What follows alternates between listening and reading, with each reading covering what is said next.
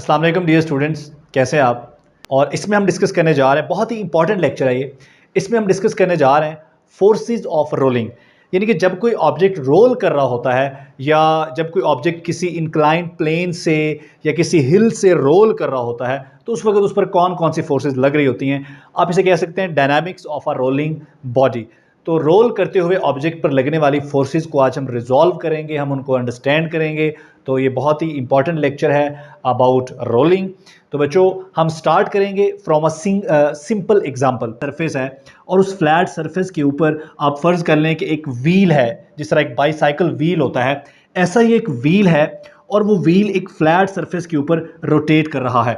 बच्चों अगर तो ये व्हील रोटेट कर रहा हो विद कांस्टेंट वेलोसिटी, यानी कि इसका जो सेंटर ऑफ मास है उसके सेंटर ऑफ मास की वेलोसिटी कांस्टेंट हो, तो एवरीथिंग इज फाइन। ठीक है, क्या होगा आपको ये भी पता है, पिछले लेक्चर्स में हमने डिस्कस किया है कि जब कोई ऑब्जेक्ट रोल कर रहा होता है तो वो पॉइंट जो टच कर रहा होता है सरफेस को, जो भी पॉइंट सरफेस को टच कर रहा होता है उस पॉइंट का वो पॉइंट स्टेशनरी होता है, उस पॉइंट की वेलोसिटी जीरो होती है। तो यहां पर जब ये रोल कर रहा होता है तो इसकी जो ट्रांसलेशन की वेलोसिटी है वो हम कौन सी वेलोसिटी लेते हैं, इसके सेंटर ऑफ मास की। तो बच्चों अगर इसके सेंटर ऑफ मास की वेलोसिटी कांस्टेंट हो या इसका centre of mass constant velocity से मूव कर रहा हो तो फिर क्या होगा, ये ऑब्जेक्ट स्मूथली रोल करेगा और हमें किसी भी फ्रिक्शनल फोर्स की यहाँ पर ज़रूरत नहीं पेश आएगी। ये ऑब्जेक्ट स्लाइड नहीं करेगा, स्मूथली रोटेट करेगा, स्मूथली ट्रांसलेट करेगा, या दूसरे लफ्ज़ों में ये स्मूथली रोल कर रहा होगा।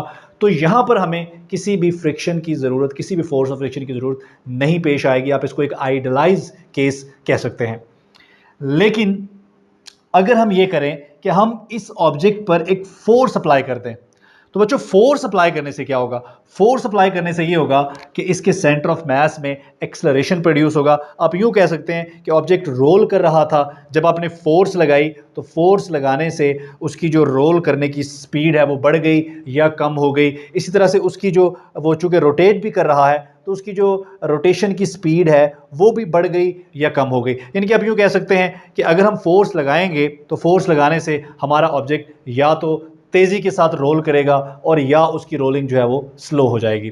दोनों सूरतों में हमारे ऑब्जेक्ट में एक्सेलरेशन प्रोड्यूस हो जाएगा। तो बच्चों हमारा जो सेंटर ऑफ मास है इस ऑब्जेक्ट का, अब इसके सेंटर ऑफ मास का एक्सेलरेशन होगा, जिसको मैं ए सेंटर ऑफ मास से रिप्रेजेंट कर रहा हूं, और फर्ज कर लें कि इसकी एक्सेलरेशन की डायरेक्शन भी यही है। इसी तरह से चूंकि ये रोलिंग जो होता है उसमें वो दो तरह का मोशन होता है, उसमें ट्रांसलेशन भी होती है, उसमें रोटेशन भी होती है। तो इसमें रोटेशनल एक्सेलरेशन या एंगुलर एक्सेलरेशन भी प्रोड्यूस हो जाएगा। इन दोनों एक्सेलरेशन को हम बहुत अच्छी तरह से कनेक्ट कर चुके हैं पीछे। A is equal to are alpha, इस रिलेशन से हम इन दोनों एक्सेलरेशन को कनेक्ट कर सकते हैं। आर जो है वो हमारे इस व्हील का रेडियस है। बच्चों अब ये दोनों एक्सेलरेशन क्या करेंगे, अब ये दोनों एक्सेलरेशन मिलकर इस ऑब्जेक्ट में स्लाइड प्रोड्यूस करने की कोशिश करेंगे, इस ऑब्जेक्ट को स्लाइड करने की कोशिश करेंगे। यानी कि ये जो पॉइंट पी है जो कि पहले स्टेशनरी था, ठीक है, इन दोनों एक्सेलरेशन की वजह से अब ये स्टेशनरी नहीं रहेगा, इसमें स्लाइडिंग प्रोड्यूस होगी। अब उस स्लाइडिंग को फर्ज कर लें कि वो स्लाइडिंग जो है वो इस डायरेक्शन में प्रोड्यूस हो रही है।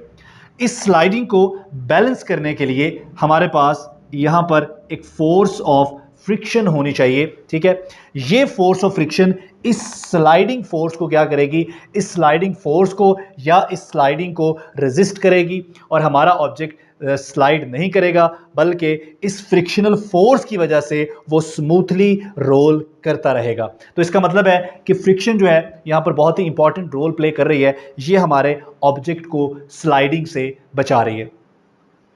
तो ये एक सिंपल केस है, एक आइडियल केस है।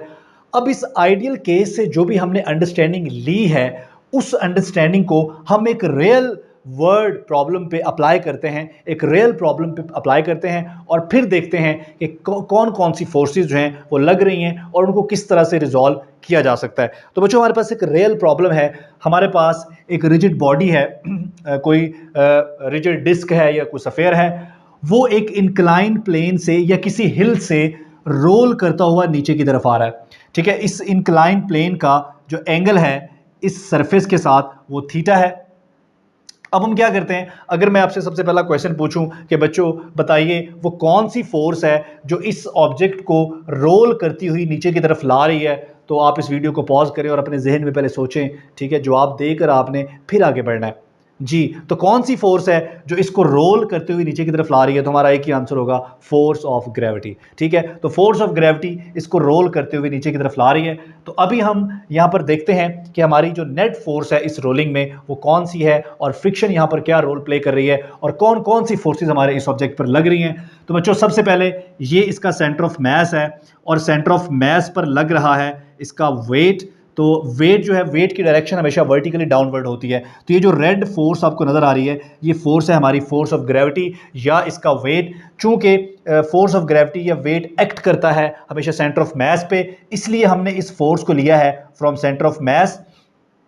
बच्चों अगर हम इस फोर्स को कंपोनेंट्स में रिजॉल्व कर लें तो एक इसका कंपोनेंट ये है जो कि इस इंक्लाइन प्लेन के परपेंडिकुलर है, ये इसका एक्स कंपोनेंट है, और दूसरा कंपोनेंट वो भी हमने सेंटर ऑफ मास से ही लेना है। दूसरा कंपोनेंट जो है वो इसका वाई कंपोनेंट है जिसकी डायरेक्शन हमारे इस इंक्लाइन प्लेन की ही डायरेक्शन में है। ठीक है बच्चों, इसी तरह से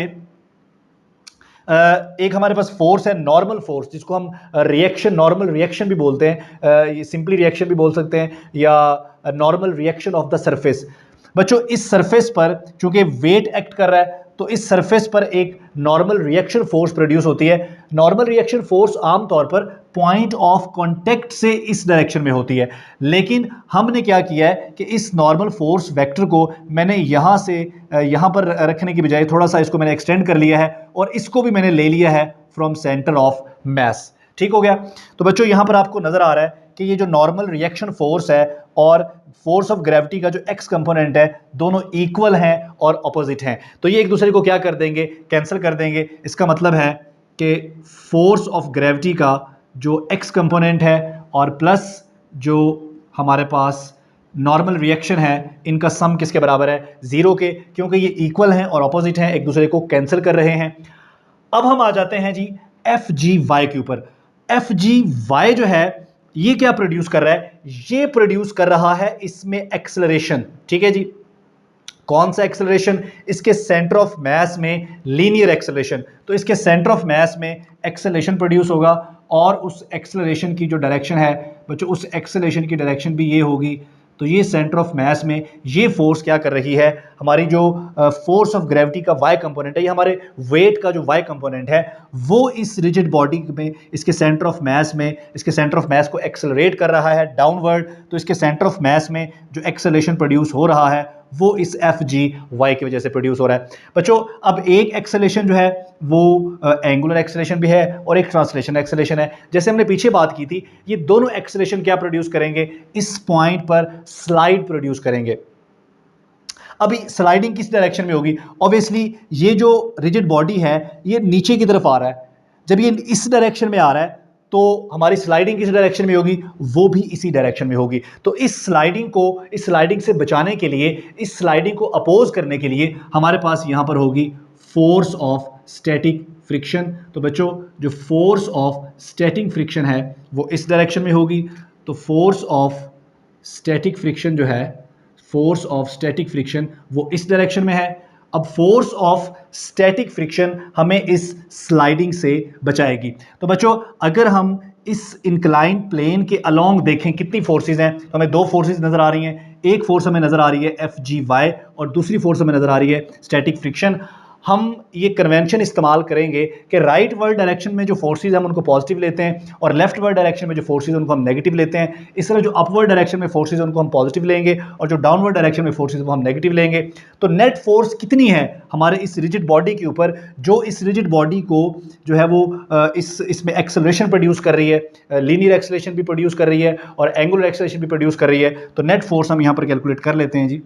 तो नेट फोर्स जो है हमें पता है फोर्स किसके बराबर होती है, एम ए के। तो बच्चों एम क्या है, इसका मास, और ए सेंटर ऑफ मास, इसके सेंटर ऑफ मास में जो एक्सेलरेशन है। तो नेट फोर्स यहाँ पर दो फोर्सेस हैं, एक फोर्स ऑफ स्टैटिक फ्रिक्शन है और एक एफ जी वाई है।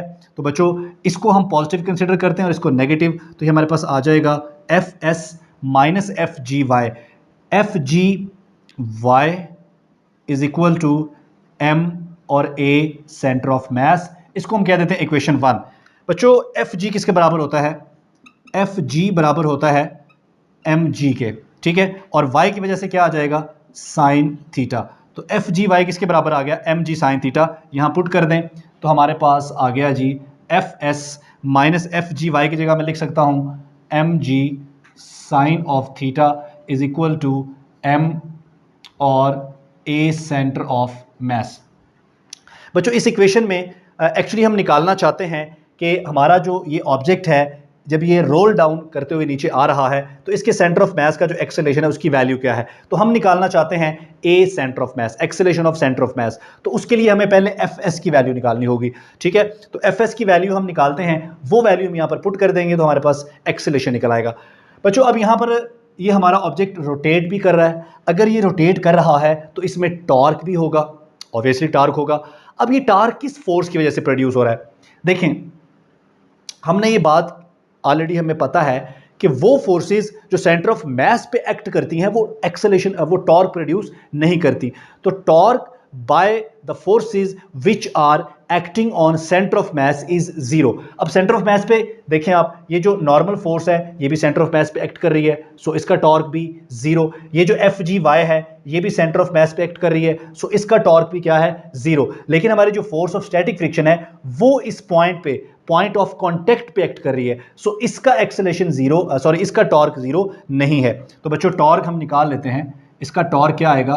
इस फोर्स का जो टॉर्क है, टॉर्क बराबर किसकी होता है? मोमेंट आर्म और फोर्स। तो बच्चों मोमेंट आर्म क्या होगा? ये point of application of force है और ये मोमेंट आर्म है। मोमेंट आर्म हमारा आर है और फोर्स हमारी एफ एस है। तो बच्चों टॉर्क हमारा किसके बराबर आ गया? आर एफ एस के।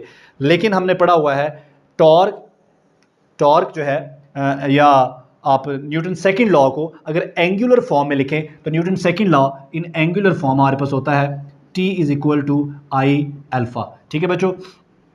अब इस इक्वेशन को और इस इक्वेशन को कंपेयर कर लें तो हमारे पास आ जाएगा G R into F S is equal to I centre of mass into alpha. बेटे अल्फा क्या है? अल्फा है एंगुलर एक्सेलरेशन। तो बच्चों हमने ये भी पढ़ा हुआ है A is equal to are alpha, और अगर हम यहाँ से अल्फा की वैल्यू निकाल लें तो R मल्टीप्लाई हो रहा है, इधर आके क्या हो जाएगा? डिवाइड। तो अल्फा की ये वैल्यू यहाँ पुट कर दें, ठीक है। हमारे पास आ गया R into F S is equal to I centre of mass, और अल्फा की जगह पुट कर दें G A over R, A centre of mass. बच्चों हमें एफ एस चाहिए, R मल्टीप्लाई हो रहा है, इधर जाके डिवाइड हो जाएगा। जब डिवाइड होगा तो पहले वहाँ पे R है, ये R स्क्वायर हो जाएगा।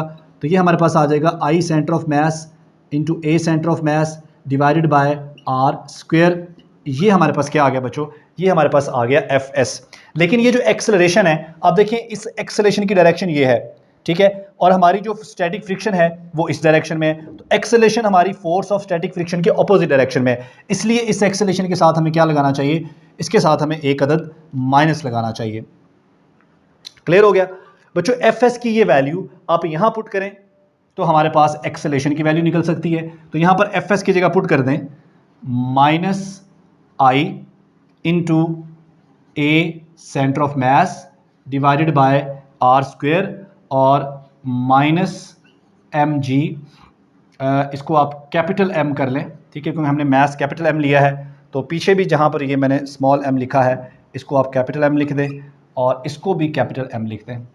अच्छा जी, तो minus M ji sine of theta is equal to M और ए सेंटर ऑफ मास। बच्चों अब इस फैक्टर में भी ए आ रहा है, इसमें भी ए आ रहा है, इनको हम इकट्ठा कर लेते हैं। तो ये हमारे पास आ जाएगा m into A centre of mass, ये वैल्यू माइनस इधर आके क्या हो जाएगी? Plus I A centre of mass over R square, और यहाँ पे क्या बच गया? Minus M ji sine of theta. बच्चों अब यहाँ से m भी कॉमन ले लें और a भी कॉमन ले लें, तो यहाँ पे क्या बचा? 1 प्लस आई, a कॉमन आ चुका है और m कॉमन लिया है, तो यहाँ हमारे पास m आ जाएगा डिवाइड में। तो यहाँ हमारे पास आ गया minus M ji sine of theta, ये m भी कैंसिल हो जाएगा। हमें चाहिए a, ये पूरा फैक्टर मल्टीप्लाई हो रहा है, इधर आके क्या हो जाएगा? Divide 1 plus I over M R square, और यहाँ ऊपर हमारे पास क्या है? g sine of theta. तो बच्चों ये हमने कैलकुलेट कर लिया है acceleration of the centre of mass, ठीक है बच्चों। तो ये थी dynamics of a rolling body. अगर कोई ऑब्जेक्ट हमारा रोल कर रहा हो किसी इंक्लाइन प्लेन पर, किसी हिल से, ठीक है, तो उस पर जो लगने वाली फोर्सेज हैं, ख़त्म।